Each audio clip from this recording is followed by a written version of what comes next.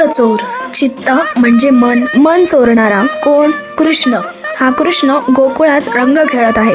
तो वाट अडवून सगळ्यांवर रंग टाकत आहे. तर राधा तू आपली जपून जा बरं, असं राधाच्या मैत्रिणी तिला सांगत आहे.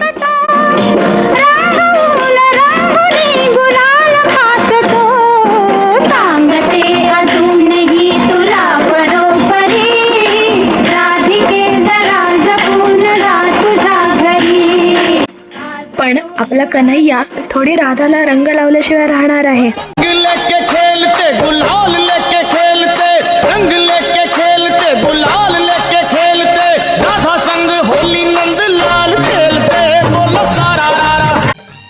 आणि आज कृष्ण जेव्हा बासरी वाजवतो तेव्हा सगळ्या गोपिका ताल धरून नाचायला येतात.